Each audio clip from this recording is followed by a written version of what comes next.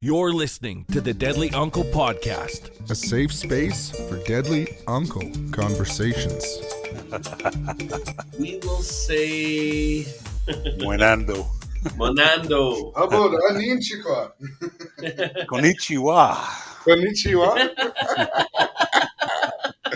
Yeah, why don't you let us know a little bit about yourself and we can go from there. So negano mai ka tamskadno ga kyo to team tigno ko magan tigo kan to me ka wapa te me go ma. Ni ga music ro se go yo tsenek tigyo bi go yan. Ni hion tapat sihtan mana ngaskita sin ton mana mo pagas ni hion maga. Miwi tina ya in tom tsugo napiog bi which a big swim to go ta. Igwam steg on ma kai tuito ni hion sta go Barcelona man to we must go see the man. You got me to get into team and walk over and like Iwichi Wogmanak we Barcelona ma we must go see that gonna be big swan on. So want to introduce myself, thanks Wayne Jackson. I come from the Goodfish Lake First Nation, originally where I'm from. The stuff that I do, the work that I do is a lot of it is with language revitalization and I'm really glad, I'm really hopeful that to see our languages are made strong, they're made to be uplifted, to be revitalized. And for me, that's something I do. And I know there's a lot of other people that help along the way to do that kind of work. So hi. Hi. So where do you work now, like doing this language revitalization work? The main place I work at is we call it University in Helotine Theots in Stami Maganag, Blue Quills. We put a big title in the middle of the between university and Blue Quills. We could have just said University of Blue Quills, but it's been 50 years since this institution was taken over by, it was actually the first Indigenous led owned institution in all of Canada. It was 50 years that it was taken over by people from our communities around the surrounding area here where Blue Quills is. We're located right by St. Paul. But around here, all the Lakeland area, Treaty 6 East. So Whitefish Lake, Goodfish where I'm from. Yep. Saddle Lake, Beaver Lake, Hart Lake, Gehuon, Frog Lake, Coal Lake, and Saddle Lake. So those are the 7 owning and governing nations. But back then there was actually still going into the north, into the Athabascan district. There were actually Dene people here that were coming to school here, and they were part of that takeover. So I work here at Blue Quills, and to honor that big long word, University of Helotine Teots and Stamiamagan, the Blue Quills, we give precedence to our ancestors, that the people that were here and took over this place, and also, like Orange Shirt just happened here not so long ago, also to remember there were people that didn't come home. There were people that didn't come home from these places.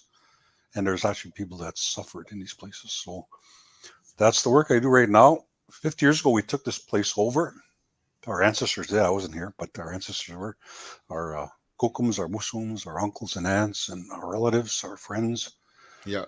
They took this place over, and ever since then, it's been a hotbed of language and culture revitalization. And initially started as a school for primary grades K to 9, I believe. Yeah. And I think they went off to regional school in St. Paul to finish. But then eventually they moved to expand to grade 12. In 1976 was the first year that students graduated from here in Blue Quills. So anyways, started off with a language program for them, and then it morphed into adult programming. And eventually became a college in 1990. And then in 2012, one of our board members here, Carl Quinn, who's famous for Nipin and Nihio singing, he kind of motioned that we should move towards being a university to be recognized, because we were conferring degrees. We were starting to confer our own degrees, and to do that, you need a senate. And so our local 7 nations here created a senate body of elders, and those people blessed the fact that we're doing conferring degrees to students that were graduating from our program. So anyways, to make a long story short, I'll try not to drag it too long. Yeah, I'm here. That's why that's the work I do here. I do the work with the language revitalization. Um, I've been here. I started in 2011 Okay. I did my master's program here at Blue Coals. I could have went the route. I have my Bachelor of Education. I did that at U of A. Um, it's a good degree. It gives me recognition with the Montreal institutions, but I didn't get as much as I could have if I would have came here at Blue Quills. I would have learned syllabics. I would have learned ceremony. I would have sat with the elders. With my BEd, I didn't do that. I went to the Montreal way, and it wasn't as it gave me all these credentials. It gave me good pay finally, but uh, I see people that come through this program now. They come through a 3-year Bachelor of Arts program. They go through all those things. Of course, the pandemic kind of threw a loop in the curve with everybody. So we couldn't Yeah. sit with elders. We couldn't do ceremony. But now we're starting to do those things again.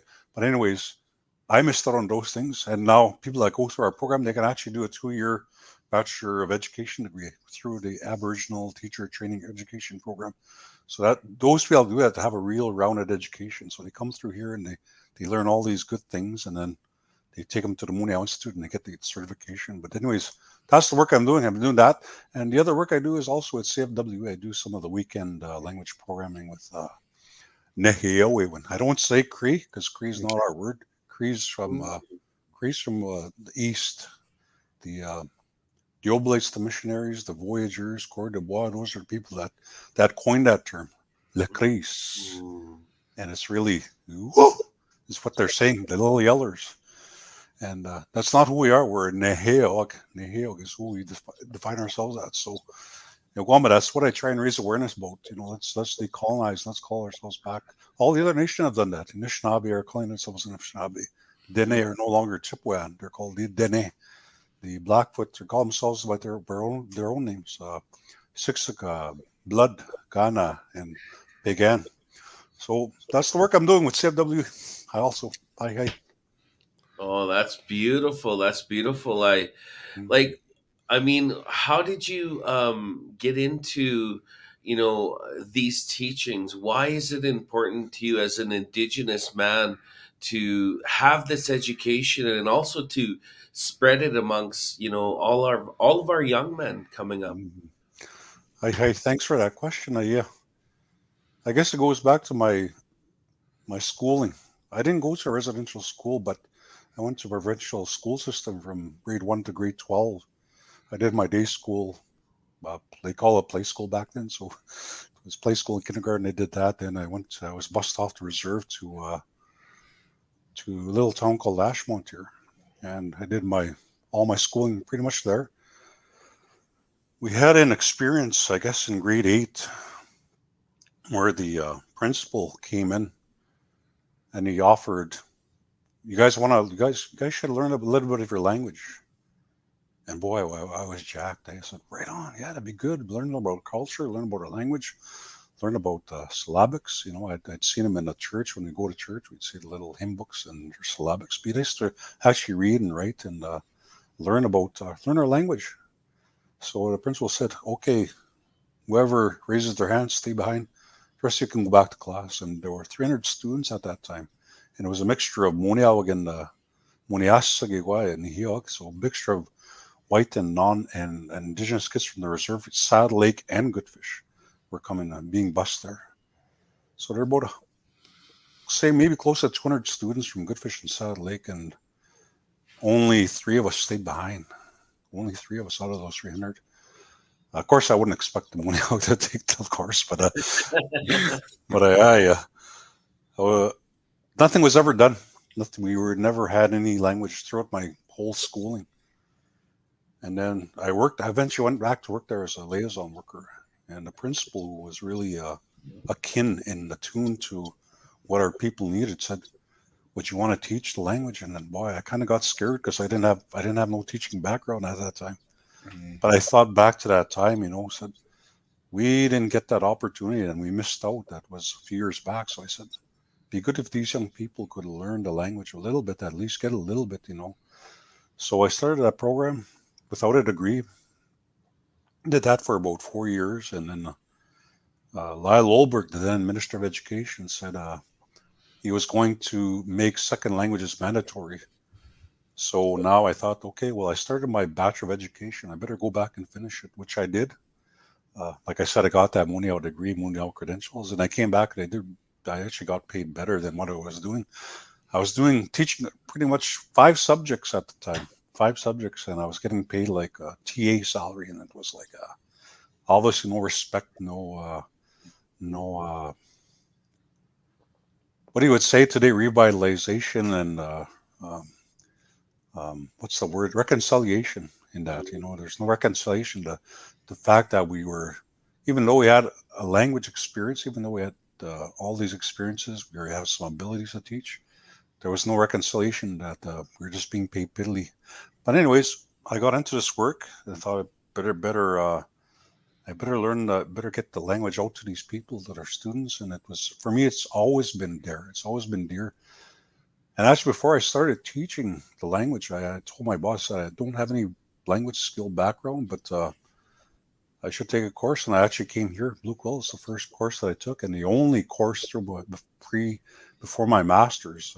I took the language program here, and it really opened my eyes. When I first opened that book, I words were leaping out at me that I hadn't heard in a long time. Things like Aimiwatik. Aimiwatik is a cross, and that took me back to my grandfather. He used to make gravestones, and I used to spend time with him in the summer erecting those things for deceased people, for family and friends. And for me, that thing it just hit me, and it made me realize, I need to do this. And I got to share a little story here. A former student here at Blue Quills here just not too long ago, they texted me on my phone and got me up early out of bed. And I looked at, what is this? And she said, I want to text you someday. She said, I had a dream. I had a dream about you, and I had a dream about late Vincent Steinhauer. Vince Steiner was instrumental. His family was also instrumental in the takeover in 1970. His dad was the actual first director of the native Blue Quills here back in the 70s. And eventually he became one of the presidents of Blue Quills. And in that dream, Vince has since passed on. In 2019, he passed on. But in that dream she said Vince was in the gymnasium, just like we do here every time we have orientation with the students. And I guess Vince was talking and he was singing, and they stopped in the middle of the song, according to her dream. And he spoke to me in that dream. You need to teach the language and keep doing it forever. That's your goal in life. Then he started singing that song again. And then she woke up, and then that's when she texted me. It's like, if anything, that's reaffirmation for me that, I'm in the right place in the right time. Sometimes people ask me to run for council back home, but I have no desire, no want to do any of that stuff. For me, this is more important. Revitalization. And for me, it's identity. Nihio Akiano, we're the Nihio people. It's how we make our nation. We're going to make our nation strong again. If they can go back and identify with who they are. For me, the grade 1 to 12 experience, I was colonized in my thought. Yeah. That's all it was. All the curriculum was feeding me was that the white ways are good, and that Nihio ways are bad. All we ever saw in the curriculum was bad things, pretty much. The Real Rebellions, the Frog Lake Massacre, Almighty Voice. Those are the things we saw in the history books about us. Never anything about treaty. Never anything about who we were as original peoples here. All this, there was an ice age. Then there was a royal proclamation, and then there was the settlement, and that's it. Never anything about our contributions to Canada, our contributions to Western Canada, our contributions to treaty. And the reason why we even exist as a country right now is because of treaty, what was struck between our ancestors and the settlers that came here. So anyways, for me, we go back to that. There's 5 things they say we need as to identify to be strong nations and to bargain within an international framework. We need land, which we have. We need culture. We have lots of that. We have jigging. We have fiddling. We have powwow. We have round dances, ceremony. We need governance. We got lots of governance, and we have a system right now. A little flawed to my liking. It's according to the Indian Act, which I don't like. So we have that, and people. We have people. So everywhere you go throughout 3, 6, 7, 8, 9 across the land, we have people, and then that last thing, we need language. Without language, we just become an ethnicity. We're the original people here. If we lose our language, we can't go back to another country, like what the late Agnes Bull said here a long time ago. We can't go back to a foreign country and ask someone to give us back our language. If we lose it, we lose it here. So Hmm. for me, that's the alarm bells are ringing all the time. So I love what I do. I love what I'm doing as a revitalist, as a person who's trying to uplift and raise our language profile. Iwama tuskuni tuskatman. So that's what I'm going to do pretty much till nothing comes out of this mouth here in terms of breath. Well, Wayne, I met you through music actually, Mhm. and you have even brought in this revitalization into that area of your life as well, into your Mhm. music. And I mean, we did a Christmas song together, and that was an interesting translation of "I Uh, wish you a Merry Christmas." But I mean, you've been talking about doing other music like that as well. Is that still something you're interested in doing? Because I think for me, I think that that's a good way for younger people to kind mhm. of identify with it, is if they hear those melodies and then they can identify the words with melodies. And for me, it would make me remember more, I think. Absolutely, music is one of the best ways to learn language, and we use it a lot here. Sometimes I'll use, for example, the word 100. Mitahtatumtano. Help Kind me. of hard, eh? Kind of hard. It's a Yeah, big long word. tumtumo. Yeah, pretty close. So you're saying 10 times 10. Mitahtatumtano. Tamtano. Kumtuno. Mitata kumtuno. Right on. Good try. How I make students remember that is my daughter, one of my daughters, when they were small, they used to watch a show called It's Itsy Bitsy Time. I don't know if you guys know that show. Yeah, yeah, yeah, There's yeah, a yeah. little tune on I have a there. kid. I have a kid. It's itsy bitsy time. It's itsy bitsy time. It's itsy bitsy. So I heard that tune when they were watching the show, and I thought I was teaching at the time. I thought, okay, and I got to the numbers part, and I said, well, this is a big long number. Okay, let's use that song. Mitatatumtano, mitatatumtano, mitatatumtano, mitatatumtano. So I even use that with my students here at Blue Coals. I've been giving them spelling tests lately, and we do 100 words. So Yeah. when I get to that 100 words, I go like this. So they sing the song to me, and that's how they remember. So song really helps a lot, when you're learning a language. And Yeah. for babies, things like Baba Black Sheep, what's that farmer song there? I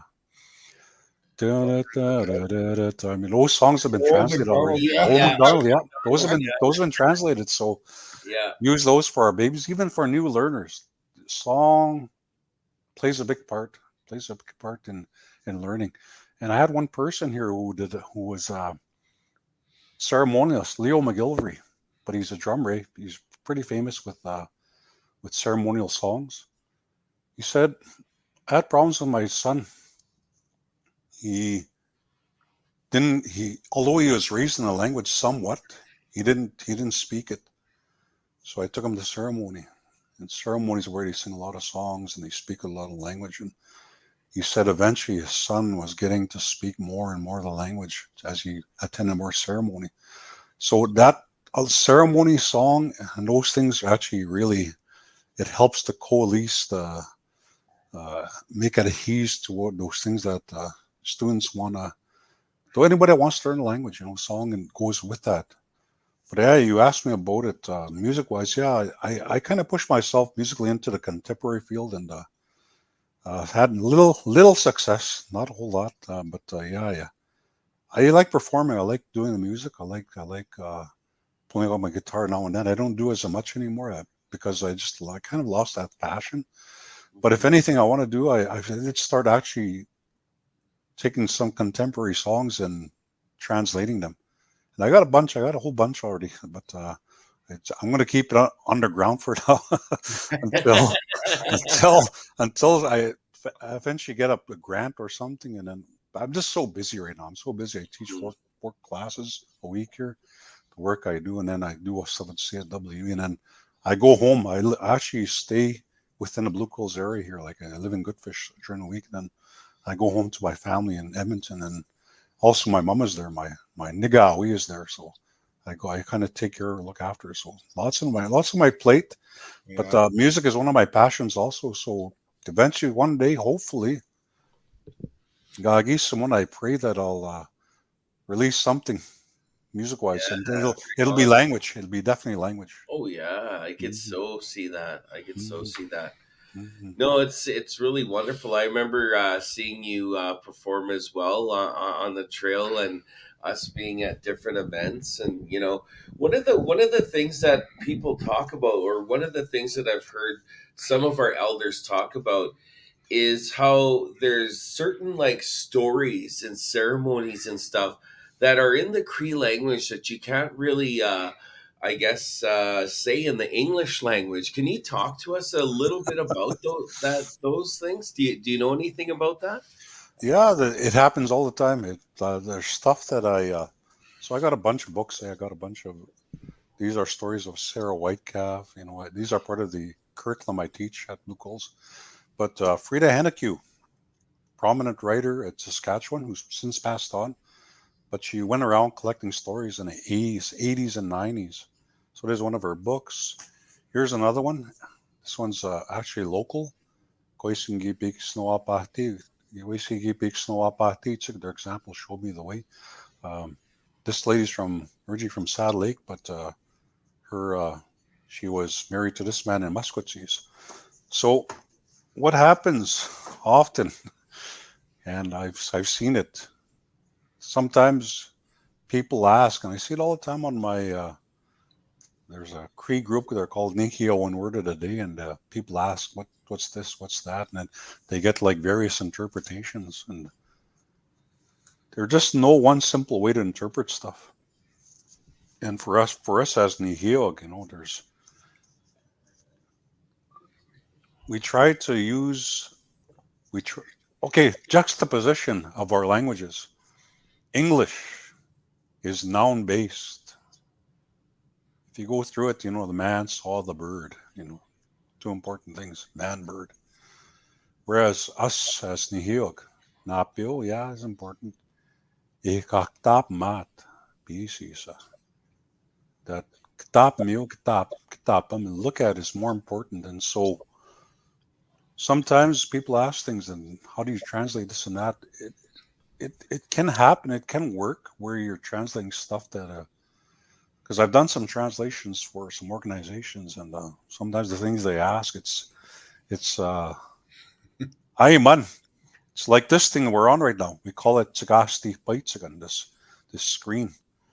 So we call a TV or a screen or anything like that Sagasti Paitsagan, and we translate that it's like shadows, an implement with Yeah. shadows. So I Mm-hmm. don't know why it's translated that way, but that's exactly what we use. Sagasti Paitsagan or Jistawi Mutsagan. Jistawi Mutsagan. The Mutsagan, like you heard it, Sagasti Paitsagan. Jistawi Mutsagan. Jistawi is like echoes. So the radio is an implement that produces echoes, sound Oh, echoes. okay. So our languages are very verb based. As Niki, pretty much any Algonquin language is verb based. So the juxtaposition of our way our languages work is based on that thing. So it's also a worldview. It's also the way we look at things. Um, there's certain things like in ceremony, they're alive. Like mythos is alive. Tree. Asini is alive. We use it in ceremony. Uswagan, which we use in one of our sacred ceremonies. Those things are alive. So sometimes it's difficult, sometimes it's hard, but we do attempt to make translations, and we attempt to say things. But languages are dynamic. So our we can translate stuff, but it's not going to be exactly the way Mm. it's worded in English. Yeah.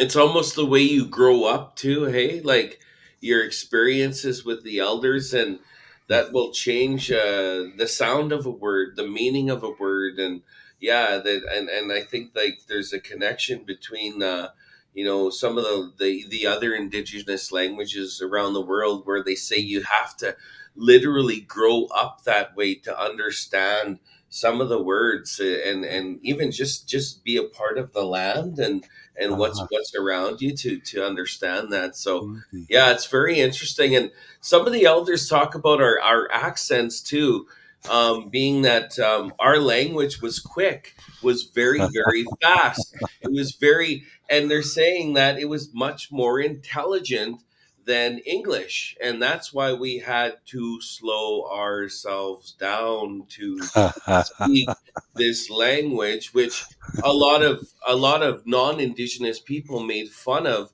indigenous people, but actually was us that had to slow ourselves down to speak this English language. And so just very interesting.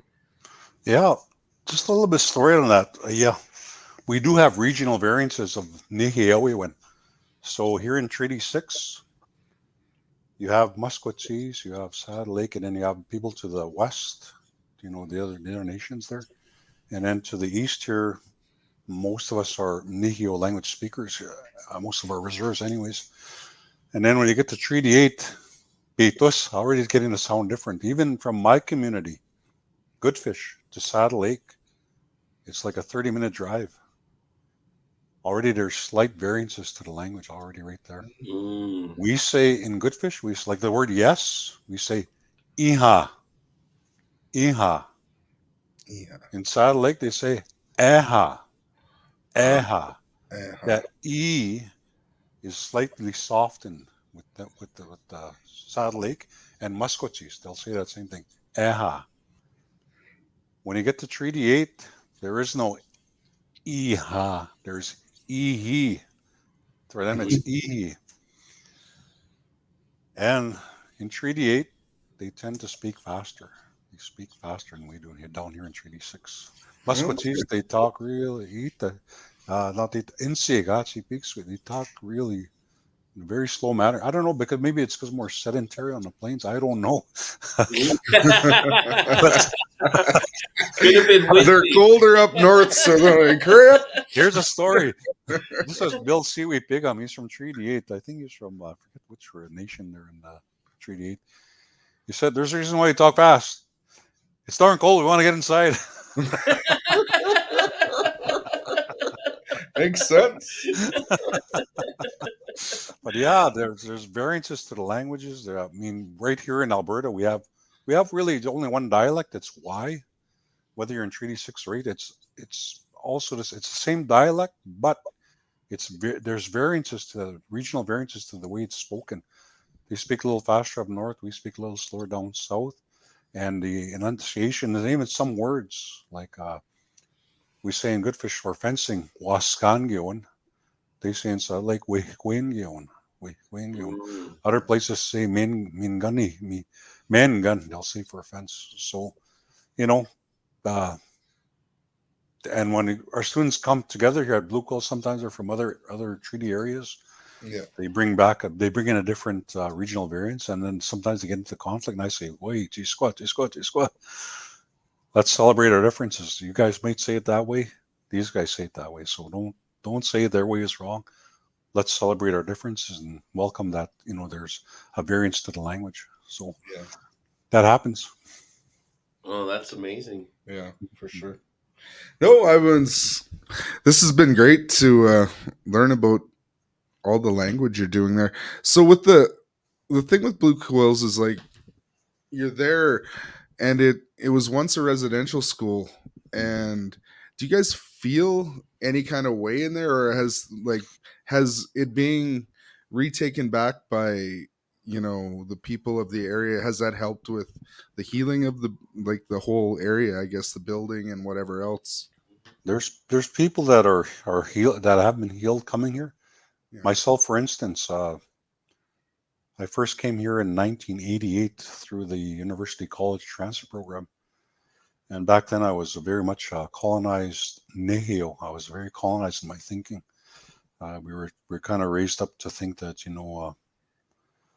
ceremony is bad. Following the Indian way, it was called back then, was bad. So for me, coming here, it opened my eyes. I opened to see that, oh, that's not what we were told about the Nihio Watsun, about the Nihio way. And I began to open, expand my thought, and the things they teach here, like Sewatsun, kindness, Nisogamatun, helping one another, um, Sewatsun, to be kind, to share, to be clean. Kanatsun, they also teach about. So those are the TP teachings that kind of base who we are as Nihio people. And these are things that were pretty much coinciding with what was being taught as a Christian. So for me, that healing came about. But there's people that have come through here when this place was an institution run by the Oblates, and they still will not come in this building. We had a guest yesterday at one of our classes from who came online. She came to we had a traditional powwow here this spring. She came to the powwow. She passed by the school, but she said, I won't go in there. I won't go in there just now. Not yet. There was stuff done to me, stuff that I still have to heal from. But hopefully she'll find her way, and I'm sure she will. She's a very strong Nihio woman. She's actually a teepee maker, and we're hoping to invite her here for one of our courses for spring. That's the thing I love about Blue Quills. Land-based learning goes along with everything else. But anyways, we had one instructor here a few years back. He had to be in the next building, the trades building we call it. It's built in 1985, prior to this being the residential school. Anyways, but anyways, he could never come in the building. And there's still people during our cultural camp here in May. I had some Dene ladies come in. They were touring the place, and they sat outside my office, and they lamented. They said, why isn't this place bulldozed down? We were abused here, she said. I can't bring myself right now to forgive anybody. I said, I could empathize with her.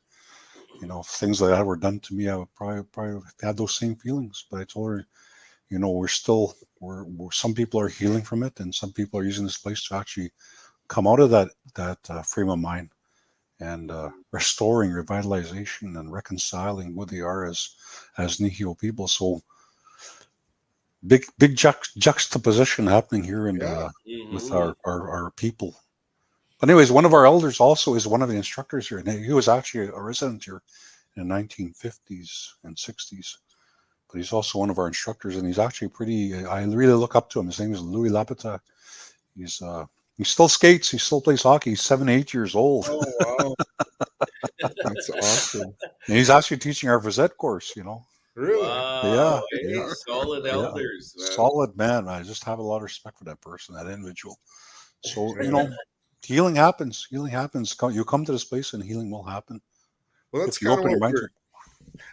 That's kind of what we're trying to do, is just open the conversation for men to be able to talk about this kind of thing, about how they're feeling, and especially with like the inner city and how we live in Edmonton, and there's not a lot of programming for men to help them start to heal and maybe eventually get to a Blue Quills, right? Like there's no place, it seems, for them to start in the city where they don't have to go somewhere else to be introduced into their culture, to their language, and that type of thing. And that's the type of thing we're trying to bring awareness to try and keep that healing going for our people, right?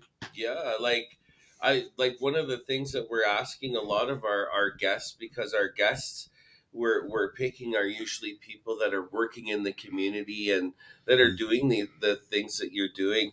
And one of the questions we're asking is, how important do you think it is for us as Indigenous people to have a place to pray within every major city across Canada, like here in Edmonton? If you look at like a place like Palmakers, it would be really nice to have something like that was a non-treatment center for Indigenous people to pray, to have ceremonies, to have sweats, almost like, I guess you would call like a church or something, or somewhere for us to pray. How important do you think that is that for Indigenous people? Well, first of all, I want to say I really appreciate what you guys are doing. There's not enough talk about men's healing. There's lots about Indigenous women, and I really appreciate that. And they need to go forth and do a lot of those good things, but not enough is done for our men. I was just thinking about some of the people that I've grown up with. Friends, families, associates. They're gone. They're gone. Mhm. Either through addiction, through suicide, through all these things that beset our communities. You know, and I'm not just saying our First Nations communities, but also our people who live in the cities, people who live in our urban areas. They're hurting too. These were people that I grew up and loved. They're gone now, and they could have been a contributing person to our communities had maybe they'd been directed in the right way earlier in life, or even later in life if they had that opportunity. So I really appreciate what you guys are doing. Um, the one thing I'm currently working on right now is I'm forming a society hopefully to be within Edmonton. We're planning to create a space for immersion. Oh, And we really want to target our babies, our kids, beautiful. and where they come into the building, that's the first thing they hear, and that's the last thing they hear, and that's all they hear all day. So for me, that healing will take place if we re-identify with who we are as Nihiog. And it'd be nice not just for Nihiog, but eventually all the other languages. I know at one meeting I went to during the Indigenous language legislation in Edmonton, one of the Nakota ladies was complaining about, it's always Cree, Cree, Cree. And it is, and it really is. We're very Cree-centric with some. Our Oh, numbers, our yeah, numbers warranted. We're just everywhere. Treaty 6, Treaty 8, all the reserves, yeah. mostly Nihiog. So I don't begrudge what she said. I can understand what she's saying, but also for their languages to also be supported, Nakota to be supported, Anishinaabe to be supported, Tsuut'ina, Blackfoot, all those other languages. Michif. Sometimes I forget Michif a lot. There's actually a bunch of speakers within that language base. So for us, that healing is going to take place if we get back to our culture and our language. And for me, that was healing. That was really an eye-opening thing for myself. It made me stronger as a Nihio person to come back to my language and culture. And I hope whoever's listening to your program here, we can avoid things like what's happening with our men. With all our people, but especially our men. Mhm. I want to reach out to them too. Uh, I'm on Facebook. You can always look for me if you need to talk to someone.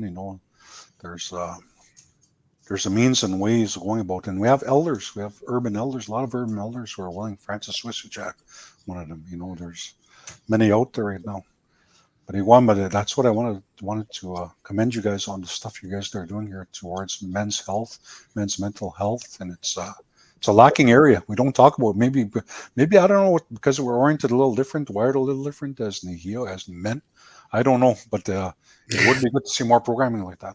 Yeah, yeah. I think it's just growing up. We didn't see those things, and Mm. most of our influences that we had that came from the residential schools didn't really know how to express themselves in a healthy way with masculinity. It was always like the masculinity that I learned from my uncles were like, if you can't get over it, then let's get over it this way with our Yeah. fists and stuff, or through anger, right? That And way. it's like, yeah, so I think that we have to take our masculinity back, but in a healthy way. Mm. When we talk passionately, a lot of times it's being taken as toxic masculinity, Yeah. Yeah. and I think that it's time for us to have a safe space to be able to express that Mhm. between men. It's really Yeah. important. Mhm. That way, yeah. There's things like that, growing up like that. Nistanan. We never got hugs. We never got kisses. So Mm, they're only expressing what they were given as children. And so Nisai, I had to shift that thought. I told my kids I loved them. I kissed my kids. I hugged my kids. I read them stories. These were things that were bereft me growing up. So, yeah, and plus I didn't grow up in a household with a male. My Muslim was my only male person I looked up to, and he passed away when I was about 16. But he had gotten sick prior to that. But I really looked up to him. He was one of the persons that I think about, his life. He went to residential school here in Blue Quills, but not the Blue Quills here, but the original one in Saddle Lake.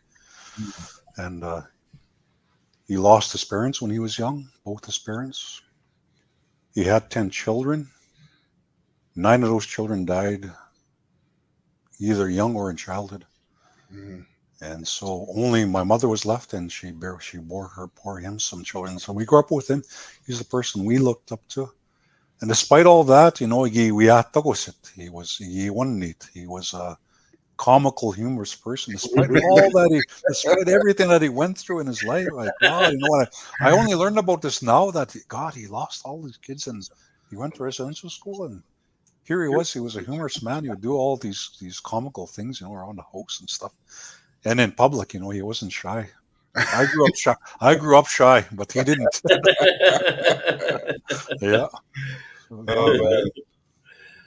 I think that's a great thing about humor, though, is that helps us all heal as well, right? And yes. I think we all have a pretty deadly sense of humor. Oh yeah, for sure. I think it's a part of our healing, for sure. Absolutely. Part of our self-defense, our healing, and yeah, for sure. 100%. I got a little story to tell you guys about one of my buddies here. All right. Ferlin McGilvery. They call him Choppers back in Saddle Lake. People that know him, they call him Choppers. I don't know for what reason they ever called him Choppers. But anyways, he was teaching here at the program. And there was this white woman that took the program, the language program. And actually, I was telling her, I was reminding her of this yesterday. And they used to tease her, that movie Dances with the Wolves. Yeah. Stands with a fist. That's what he would call her in our language. How are you doing? But of course, she didn't know this at first. Oh, yeah, she would say everything. Then she asked somebody, what does that mean? Oh, he's insulting me. So anyways, I took her, I know she was a photographer, so I asked her to do some photo shoots for myself for the music and stuff. And so we got out there and we got to talk, and as you're saying, there was some dragonflies flying around, and they're called Tsuiganopses. They're, which you can translate as the flying, buzzing insect. And that's what you can call helicopters too. Okay. So she got to learn that word. She learned that word from you. So anyways, Ferlin happened to be in town of St. Paul. He pulls up to a red light with his dad, his late dad. So he's there waiting. Who pulls up beside him? Tanya. She pulls up beside him. So he pulls down his window, and of course he's going to tease her. That's the guy that can go. How stands with a fist? So she turns and looks at him. Muy nanto, Tsuiganopses. I'm okay, Choppers. Oh, and his dad sat in between us, and he heard all this. He said, "Holy smokes, who is that? Why is she smokes? Is that a white woman?" He didn't realize she was taking the language program, but yeah, that's our humor. That's our humor as Nihil people. Oh, totally. It's healing. It's healing. It is our humor. I remember being in the sweat, one of my first sweats that I was ever in, and there was a white lady that was invited as well, and so we were all placed where we were supposed to be, and so they were bringing in the rocks, right? Mm-hmm. And the elder was saying, "Pray to the grandfathers, pray to the grandfathers as they come in," and so they finally bring the rocks in, and she's like, "Excuse me." She kind of stops the sweat, and that, and he's like, "Yeah," and she's like, "Which one of you is the grandfather?"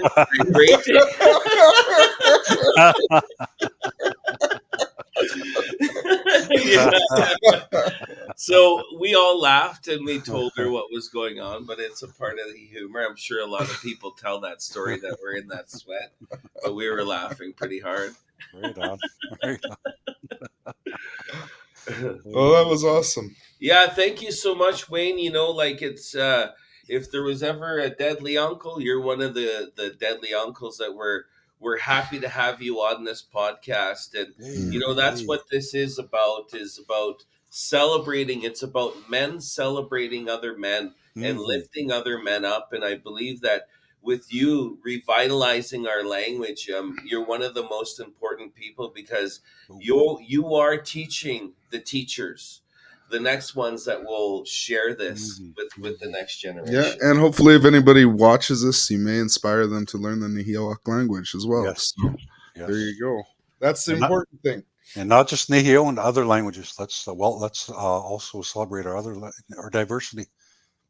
That's right. We don't want that lady that was worried about the Nakota language to comment underneath. So She'll come look for you. well, is there anything else you want to share with us before we let you go? No, I just want to say Akami Mokio, Akami Mok, which means persevere, keep trying. You know, what you're doing, lovely work. I really support it and I'll endorse it wherever I can. Awesome. Hi. So much, brother. Hi. Thank you. Have a wonderful day. Okay. And we'll talk to you soon. Hi. Smaga. Yep. Hi. You're listening to the Deadly Uncle Podcast. A safe space for deadly uncle conversations.